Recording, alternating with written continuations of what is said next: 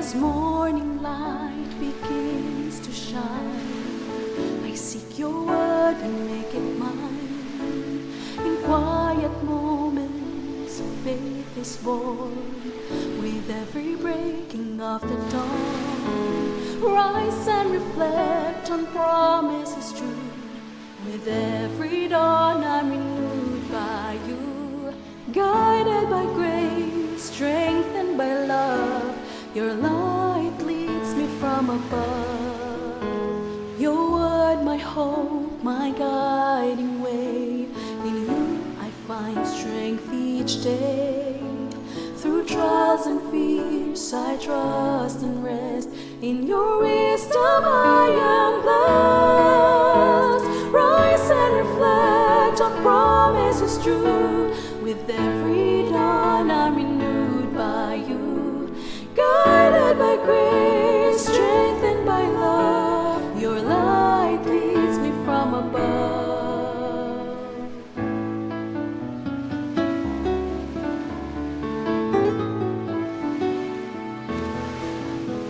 Your word, my hope, my guiding way. In you I find strength each day. Through trials and fears I trust and rest. In your wisdom I am blessed. Rise and reflect on promises true. With every dawn I'm renewed by you. Guided by grace, strengthened by love, your light leads me from above. Rise and reflect on promises true. With every dawn I'm renewed by you.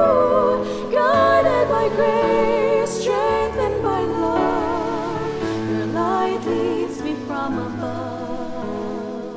Your light leads me from above.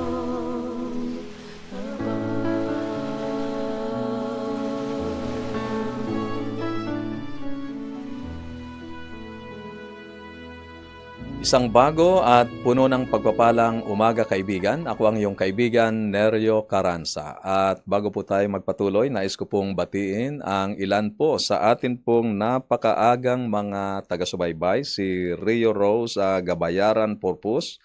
Ganon din po si Sir Hilna Humarang, kasama po ng kanyang pamilya, si Brother Jimmy. Maraming salamat po sa inyong maagang pagsubaybay. Si Rodora Bulacso, Edna Marquez, Lucy Kibang, Marlon Manipon ng Tarlac City, Delia Macana, Elsie Ramel at Corazon Alcantara Christie. Ganon din po si Virginia Cordero, Presi Calma Singke Urbano. Maraming salamat po sa inyong maagang pagsubaybay. Hindi ko na po muna mababanggit ang ilan pa pong mga narito po sa ating page. At syempre, ganun din po ang mga nakikinig sa kanila pong mga transistor radio, sa kanila pong tahanan at sa mga lugar na kanila pong kinaroroonan. Maraming salamat po sa inyong maagang pag-tune in dito po sa ating himpilan, AWR 89.1 FM.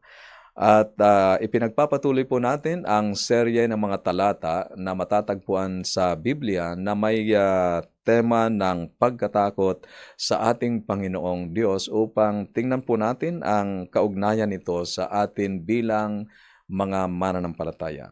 At ngayon sa Isaias Kabanatang 11, talatang 2 at 3, ganito po ang sinasabi ng Biblia.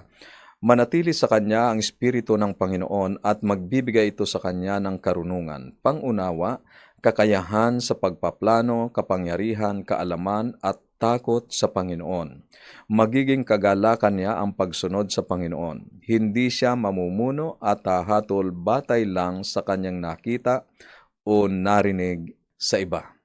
Ang mga talatang ito ay isang makahulugang hula o prophecy tungkol sa darating na Mesiyas na sa pananampalatayang Kristiyano ay tumutukoy walang iba kundi sa ating Panginoong Hesukristo. Ang mensahe ay paanyaya sa atin na hanapin ang Espiritu ng Diyos sa ating sariling buhay upang tayo'y mamuhay o makapamuhay ng may karunungan, pag-unawa at may banal na takot sa Diyos. Si Kristo ang ating Panginoong Jesucristo, ang ating modelo ng isang puspos ng Espiritu. At sa pamamagitan niya, maaari rin tayong magtaglay ng ganitong uri ng buhay bilang mga mananampalataya. Ikaw ay sumusubaybay sa AWR 89.1 FM at ito ang ating programang Rise and Reflect. Dito ay pinasisimulan natin ang bawat araw sa pagbabalik ng pasasalamat sa Diyos, pagbabasa ng Kanyang salita at sa pananalangin. At mula po sa ang Bible Pinoy Version, babasahin po natin ang buong kabanata ng Isaya sa 11, talatang 1 hanggang 16. May sisibol sa naputol na puno ni Jesse at isang sanga ang tutubo mula sa ugat nito. Ibibigay sa kanya ang Espiritu ni Lord, ang Espiritu ng karunungan at pangunawa, ang Espiritu ng katalinuhan at kapangyarihan, ang Espiritu ng kaalaman at takot kay Lord. Kasiyahan niya ang pagkakaroon ng takot kay Lord. Hindi siya mag-judge ayon sa nakikita ng mata niya o magdidesisyon dahil sa mga naririnig niya. Matuwid niyang hahatulan ang mahihirap. Patas na desisyon ang gagawin niya para sa mga walang laban. Sa kanyang mabagsik na hatol, paparusahan niya ang mga tao at gamit ang kanyang mga salita, papatayin niya ang masasama. Maghahari siya ng may katarungan at maglilid siya ng may katapatan. Magsasama ang wolf at ang batang tupa sa iisang tirahan. Hihiga ang leopard sa tabi ng batang kambing. Magsasamang kumain ang batang baka at leon at isang bata ang mag-aalaga sa kanila. Kakain ng sabay ang baka at oso, pati ang mga anak nila magtatabi sa paghiga. Kakain ng damo ang leon gaya ng isang baka, maglalaro ang baby sa tabi ng lungga ng kobra. Ipapasok ng bata ang kamay niya sa tirahan ng ahas. Walang mananakit o maninira sa buong banal na bundok ko, dahil mapupuno ng pagkilala kay Lord ang lupa, gaya ng dagat na puno ng tubig. Sa araw na yon, may hari na manggagaling sa lahi ni Jesse na magiging sign para sa mga bansa. Lalapit ang mga bansa sa kanya at kikilalanin siya at magiging sikat ang bayan niya. Sa araw na yon, gagamitin ulit ni Lord ang kapangyarihan niya para ibalik ang mga nag-survive sa bayan niya na galing Assyria, Egypt, Patros, Ethiopia, Elam, Babylonia at Hamat, pati na yung mga nasa tabing dagat. Magtataas siya ng bandila bilang signal para makita ng ibang mga bansa at igagather niya ang mga pinatapong taga-Israel pati yung mga napalayas na mga taga-Huda mula sa 4 na sulok ng mundo.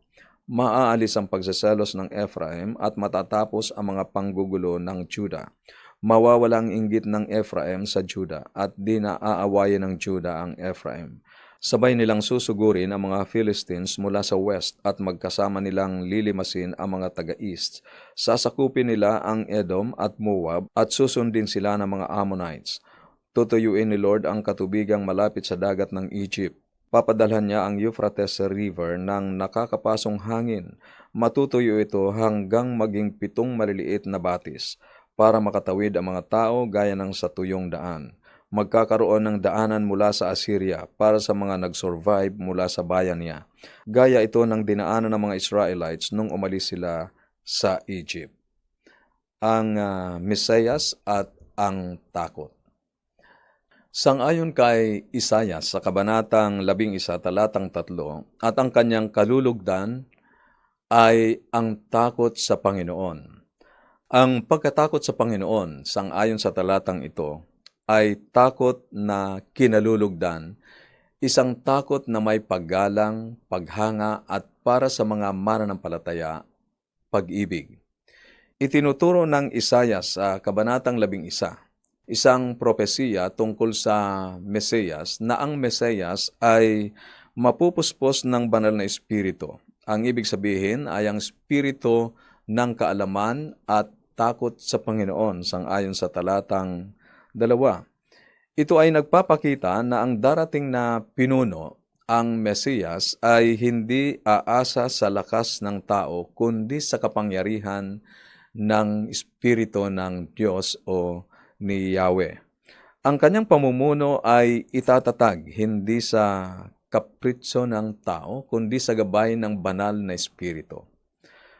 At siya, sangayon sa talatang 3, ay magagalak sa pagkatakot sa Panginoon.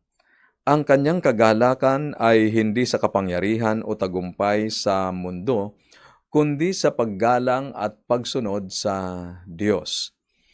Kabilang sa mga karagdagang katangian ay ang karunungan, pangunawa, kapangyarihan, malalim na pagkilala, katuwiran, katarungan, lalo na sa mga dukha at nangangailangan. Ngunit paghatol sa masasama sang-ayon sa talatang 4 at katapatan naman sang-ayon sa talatang 5. At dahil ito ay tumutukoy sa Diyos, tama na maunawaan natin na ang Mesiyas ay Diyos din, ang anak, ang ikalawang persona ng Trinity, ng Kadiyusan. Bahagi ng layunin ng Mesiyas at plano ng pagtubos ng Diyos ay magbigay ng inspirasyon sa pagkatakot sa Panginoon at magsagawa ng pagsamba sa takot sa Diyos o sa Panginoon. Sa katunayan ay ito rin ang mensahe ng anghel sa pahayag o sa Revelation chapter 14 verse 7. Ang sabi sa talata ay, "Matakot kayo sa Diyos at purihin ninyo siya dahil dumating na ang oras na hahatulan niya ang lahat. Sambahin ninyo ang Diyos na lumikha ng langit, lupa, dagat at mga bukal."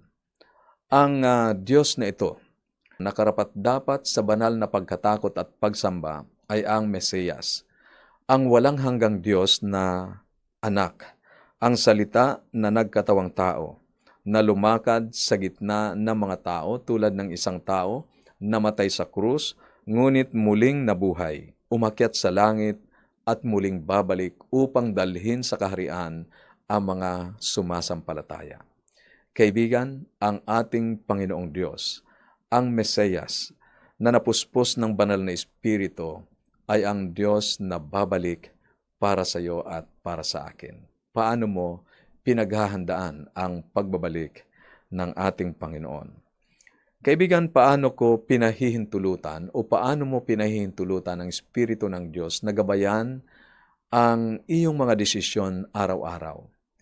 Nakikita ba sa iyong pamumuno at impluensya ang tunay na pagkatakot sa Diyos?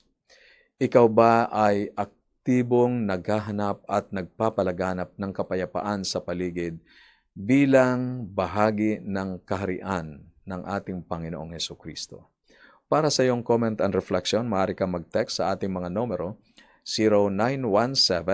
0917-1742-777, 0917-1742-777, at sa 0918-9447-891.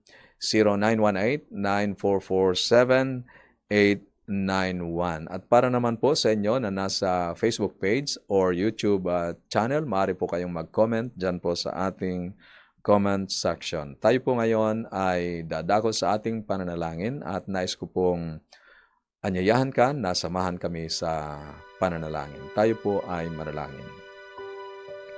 Ama naming Diyos, Diyos na makapangyarihan sa lahat, Ikaw na may likha ng sanlibutan at nagbibigay ng patuloy sa amin ang buhay at mga pangangailangan.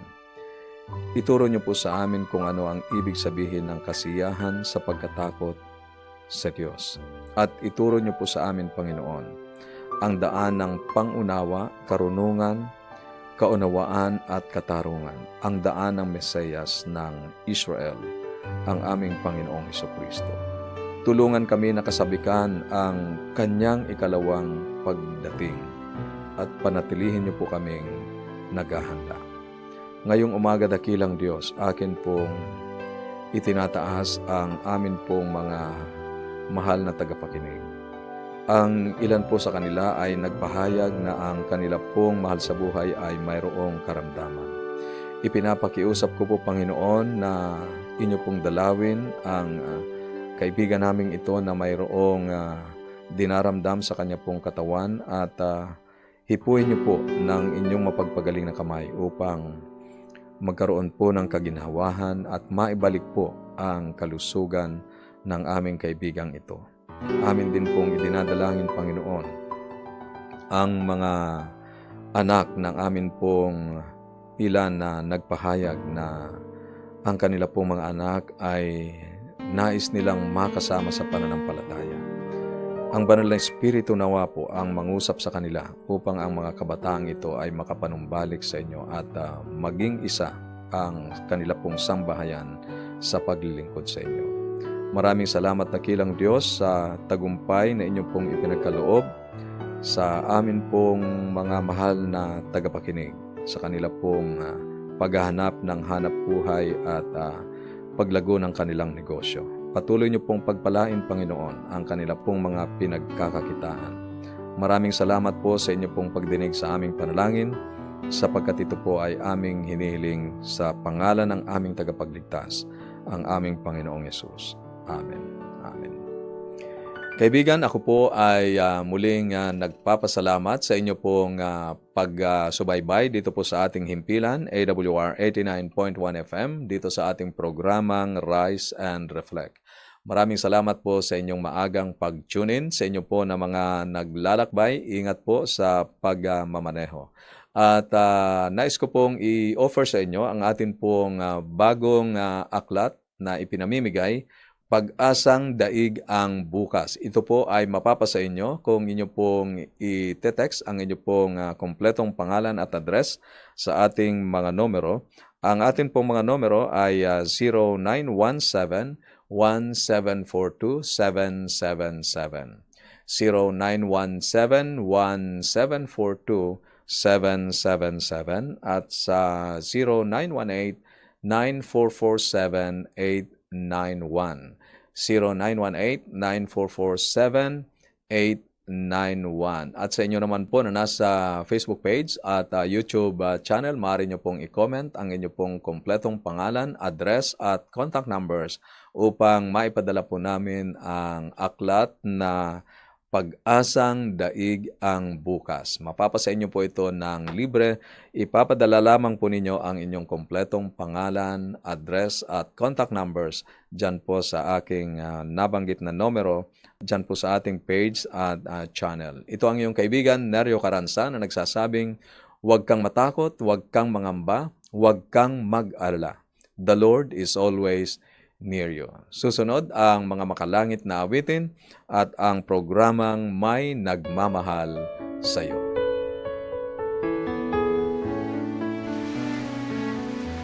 As morning light begins to shine, I seek your word and make it mine. In quiet moments, faith is born with every breaking of the dawn. Rise and reflect on promises true. With every dawn I'm renewed by you. Guided by grace, strengthened by love, your light leads me from above. Your word, my hope, my guiding way. In you I find strength each day. Through trials and fears I trust and rest. In your wisdom I am blessed. Rise and reflect on promises true. With every dawn I'm renewed by you. Guided by grace, strengthened by love, your light leads me from above.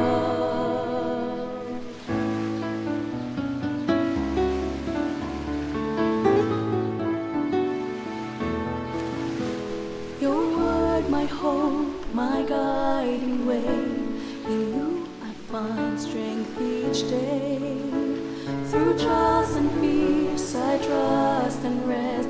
In your wisdom I am blessed. Rise and reflect on promises true. With every dawn I'm renewed by you. Guided by grace, strengthened by love, your light leads me from above. Rise and reflect on promises true.